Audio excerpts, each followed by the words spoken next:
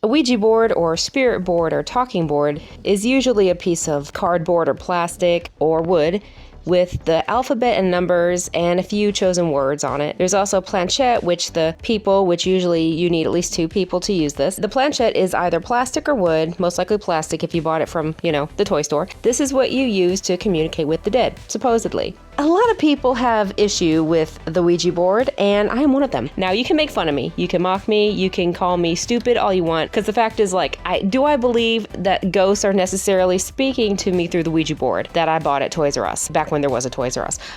No, I don't necessarily believe it. Having said that, I won't play with it anymore.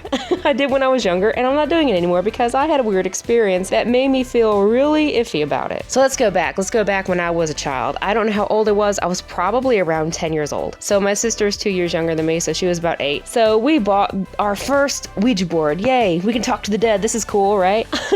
So we thought, well, let's not test it out at our house. Let's test it out at my Nana's house. And so we did. We went to our Nana's house and we just kind of opened up the box, and you have the board with the letters and the little plastic planchette. The planchette moves around to make words from the different letters on the board.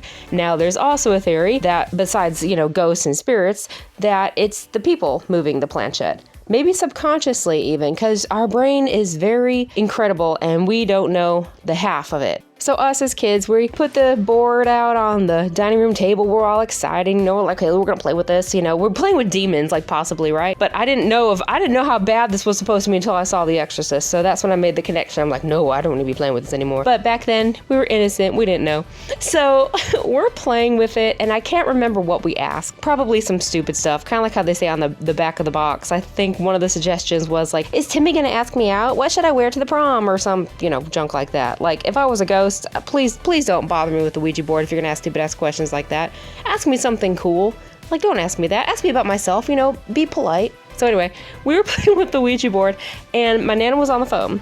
And this is back in the day when we didn't have a cell phone, it was connected by a cord to the wall. We heard her talking, and we're kind of like, okay, well, who's Nana talking to? And I'm so mad that I can't remember the name. Honestly, I think I blocked it out because it freaked me out a little bit. So it came out with this name, and we wrote it down, all excited, wrote it down. I don't know what that is. I don't know if we were just illiterate, or maybe it was a name we didn't know of, or it's a person we didn't recognize. So we asked Nana, we're like, what does this mean? And she's like, that's the name of the woman I'm talking to. Was my Nana lying to me? There's a possibility. Maybe she was doing that to scare us. She was a Southern Baptist woman. I don't even know how she allowed us to play the Ouija board. I guess she thought it was all just a bunch of lies and stuff. Maybe she didn't believe in it. I think it was real by her reaction. Again, I could be wrong. Maybe Nana just decided to be funny and say something like that, which she usually didn't joke around like that. So I believe somehow that yes, it actually guessed the name of the woman she was talking to. And it was a name that, again, we didn't recognize.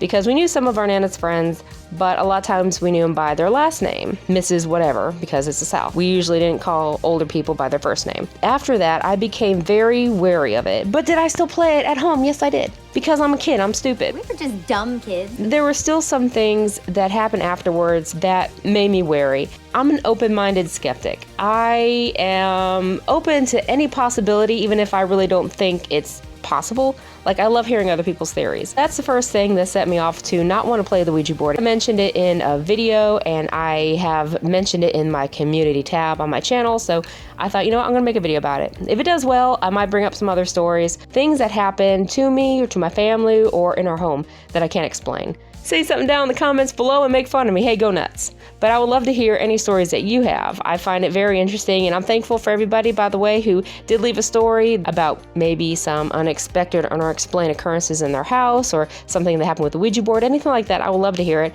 I love hearing that stuff, okay? So just tell me your story, tell me what happened. But like I said, I have a lot of other stories that, like I say, if you guys want to hear more, let me know. So it's a little different in this video. I usually do movie suggestions and reviews and things like that, but you know what? It's getting close enough to Halloween for me to mention this. Spooky season and all that, which every day is Halloween for me because I love horror movies. Don't box me in, okay? I can watch horror movies and talk about weird shit whenever I want. It doesn't have to be Halloween. So I'm getting a bit of a jump start. So maybe I can get prepared. So that's my main story about the Ouija board. And as I've said, give me your theories, your opinion on the Ouija board or the spirit board or whatever. Do you believe in it? Do you think it's just people's subconscious? Do you think every single person that plays on the Ouija board isn't intentionally moving it? Because I don't think that's the issue. Now, subconsciously, yes, because we don't mean to, but our brain is kind of forcing our hand in a way. You are probably thinking, well, you just saw these scary movies with the Ouija board and, the movie Ouija and all that stuff. It's not that, because there really weren't too many movies that I saw that involved the Ouija board. I keep saying Ouija. Ouija? I don't know, man. I'm just going to say Luigi. And so the only movie that I had seen later on was The Exorcist that had anything to do with the Ouija board. All the other Ouija movies came out many, many years later.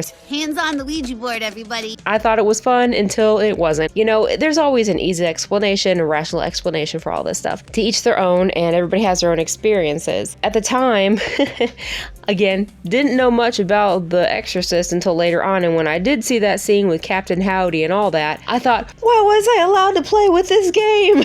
Where the hell are my parents? I was like, oh my God, I'm taunting the devil. What am I doing? I was a child and I was traumatized. We all get over things. So now I'm going to tell you a little bit of history involving the Ouija board. So this is from the Smithsonian magazine. So if you want to correct anybody, correct them. Don't get mad at me. It was in February of 1891. And there were some advertisements in newspaper that said Ouija, the wonderful talking board, and it became a real phenomenon. Now, during the 19th century or so, Americans had really become obsessed with spiritualism. There were many get-togethers where they would claim to talk to the dead. They would use the Ouija boards in order to do that. There's nothing wrong with being interested in it, but I think a lot of people were taken advantage of trying to contact their dead loved ones. Spiritualism itself, of course, was nothing new. It had been around for many years in Europe, but it really hit America in around 1848 when the Fox sisters in New York claimed they could receive messages from spirits who tapped on the walls and answered questions. So they started doing the same thing and channeled spirits in parlors all across the state. And speaking to the dead is really nothing new either. It's happened probably since the beginning of mankind. So that was my one of many experiences with the Ouija board, and I just kind of wanted to clear some things up because I did ask questions about it before in my community tab and in my other videos, kind of mentioned a few things. So if you have any experiences with it or anything weird that happened in your house or to yourself or your family or friends, let me know. I personally think it's just fun to talk about these things. Whether or not you believe in it, I think it's really interesting to hear other people's perspectives and have an open mind. Like I say, I think it's really closed-minded to say, well, I can't see it, it's not there, doesn't exist. You may very well be right, but on the other hand, what's the point of that? Don't you want to have a little bit of mystery in your life? Don't you want to investigate some things for yourself and just kind of think, what if? Life would be boring if you didn't. So leave your thoughts in the comments. I'd love to hear it. I always try to get back to everybody, as soon as I can, if humanly possible. So thank you so much for watching. I really appreciate it. Have a good day. Bye.